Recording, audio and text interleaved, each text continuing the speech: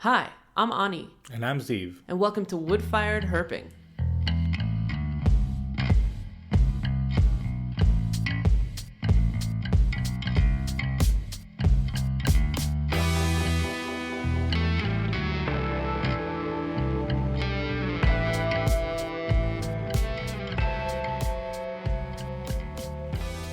So, Wood Fired Herping is going to be a podcast about herping, trips out to the field, the adventures we have out there, and ultimately the meals that we have to finish our day. Our recipes are going to be centered around cooking over a wood-burning campfire. You can cook over a grill, you can cook over a gas fire, whatever you like really. The recipes will still be great, but not as good as when they're cooked over wood. There's really nothing like cooking over wood. And for those who are joining us who aren't too familiar with the subject of herping, it's basically what crazy people do to go find what some consider to be nightmare fuel. We go out there looking for the things that most people hope they're never going to see in their life. Yeah. Snakes, lizards. Frogs, all kinds of... Well, frogs aren't really scary, Snakes but... are really what people are scared of. But yeah, herping comes from the word herpetology. It's the act of going to search for herps, which are reptiles and amphibians.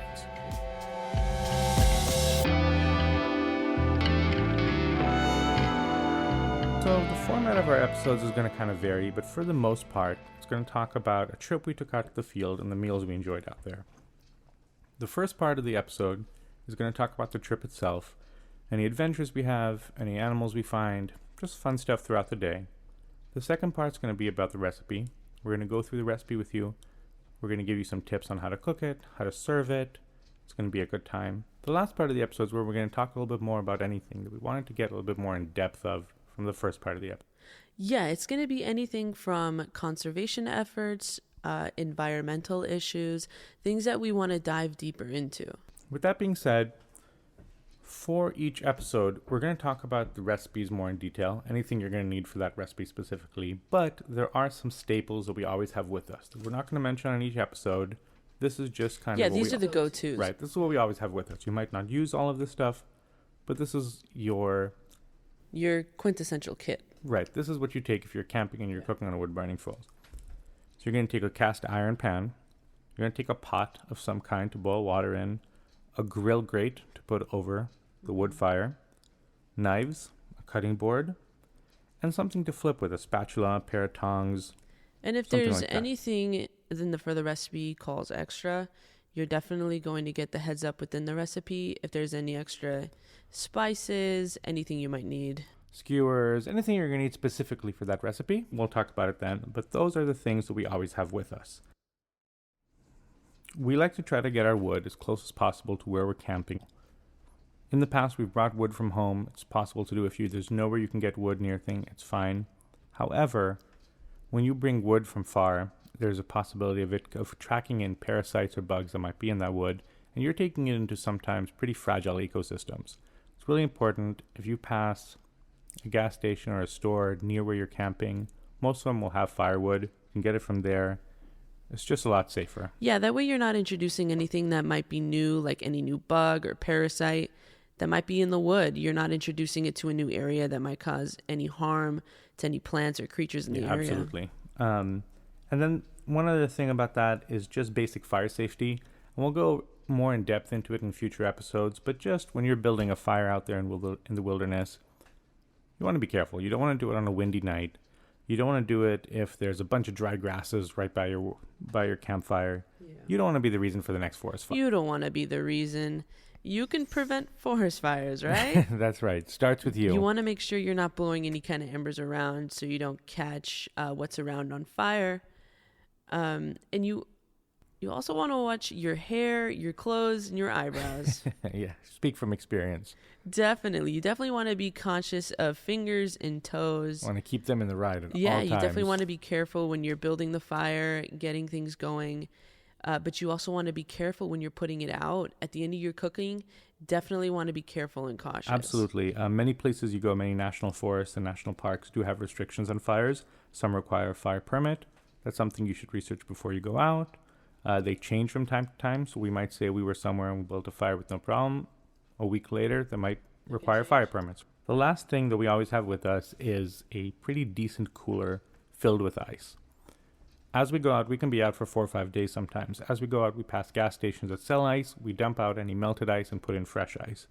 That way, we can keep all kinds of ingredients with us that we wouldn't normally. Keep fresh meat. We can keep eggs. I've taken fish, seafood out with me. We have that ice in there packed in with our raw ingredients. I have an analog thermometer in there to make sure the temperature always stays below 41 degrees, which is where you want it to stay with meat and other raw proteins. This can be very important, considering if you are going to be going out to areas that are hot like deserts, you want to make sure that your stuff is fresh and cold. That way you're not worried about when you get to your campsite at the end of your day, is your meat, your eggs, anything like that, is it still going to be fresh?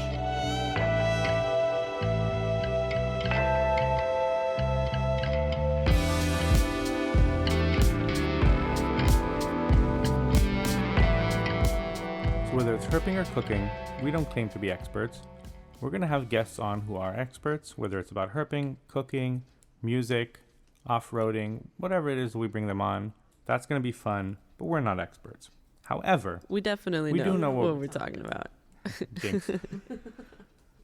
If we're not working, if we're not sleeping, we're out in the field herping, we're cooking, we're doing something related to what this podcast is about. We're definitely going out, getting muddy, dirty, out in the field. 100%. All the time.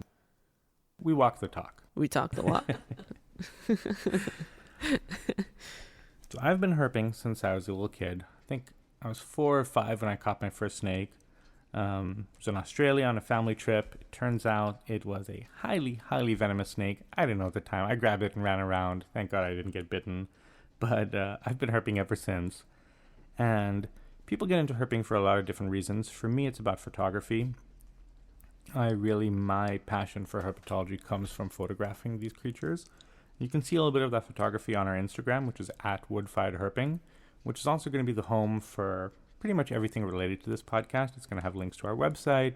It's going to have links to our personal social media. It's going to have recipes posted, teasers for future episodes. Anything you want to see related to Wood Fired Herping is going to be on our Instagram at Wood Fired Herping. The last few years, I've also been cooking my way through the LA restaurant industry. I've cooked everywhere from breakfast diners, Chinese restaurants. I've worked for Wolfgang Puck for several years at his fine dining restaurants, for his catering company, catered the Oscars with him. I opened a high-end fine dining vegan restaurant in Beverly Hills.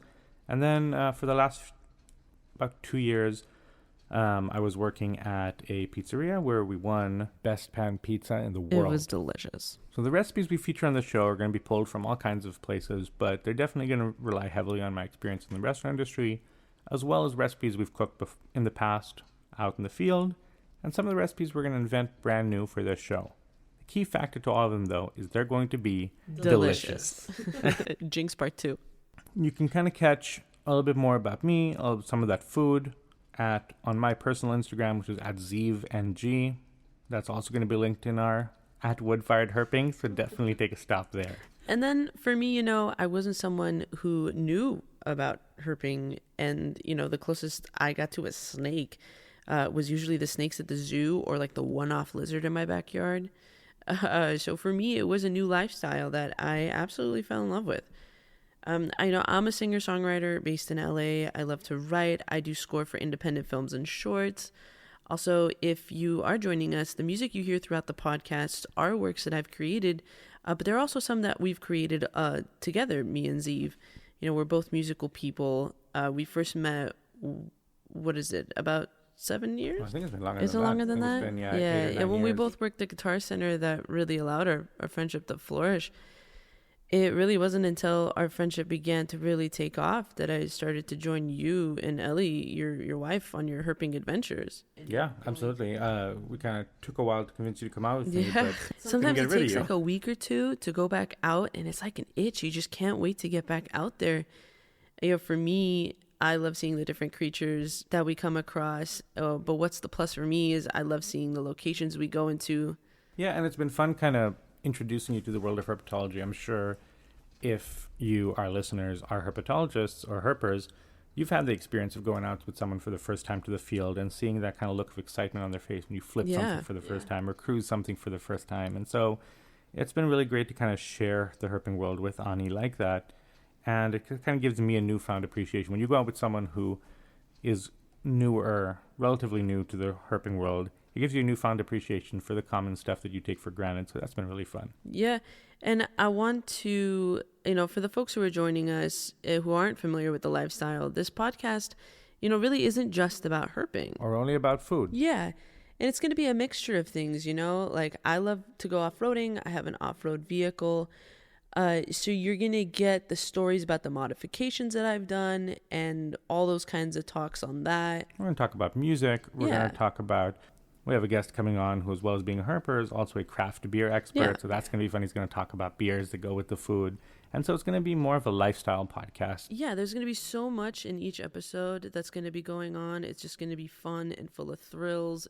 Right. I think one thing that pretty much any herper can agree on is that herpers aren't one-dimensional. It's not just about herping for us. Exactly. When we go out, it's just about having fun. It's about getting out in the field and enjoying it. So you're going to experience that in the podcast with us. It's going to be full of good times and really just good company and good stories. So the podcast is definitely not going to be a real science-y podcast. However, I do keep up with all herpetology-related science. Any fun stuff, any new stuff, we'll be bringing to you, whether it's new species being discovered, old species being rediscovered, whatever it is, using DNA to split one species into 17 species. We're going to kind of bring you fun stuff that pertains to those episodes. But it's not going to be a herpetology podcast. Yeah, it's a herping isn't podcast. Going to be some kind of crazy science lesson. You're not going to feel like you're sitting in an 8 a.m. science class in school. I hope. We hope. I would hope that we're entertaining us. enough so you don't feel like you're in school. You let us know. And most importantly, we're going to be taking you out into the field with us. We're going to be recording most of the time here at home in the studio, but we're definitely going to be doing recording in the field while we're flipping, while we're hiking, while we're road cruising in the car. If you herp, you know that the best times are when you're all piled in a car together, road cruising, waiting for the next snake to show up. So we're definitely going to bring you along to have fun with us like that. You're going to get all the exciting moments when we find and we come across creatures and the ridiculous talks we have while we're driving. You're definitely going to feel like you're joining us on the adventure. We will leave you out of the long hours of driving without seeing anything. We'll spare you those moments. But for example, our next episode, we're going to take you with us on a road trip through the Mojave that we take, and it's going to be a really good time. So I want to go ahead and thank you for joining us, checking us out, giving us a chance to get y'all all fired up and interested in what we're up to. And if we've piqued your interest here, our first episode is up and running. So go ahead and click next now, get started, and join us on that beautiful Mojave adventure. Yeah, you can find us anywhere you get your podcasts, Google, Apple Music, Spotify, anywhere else. So go ahead and subscribe to us. Yeah, hop in the car. Let's go.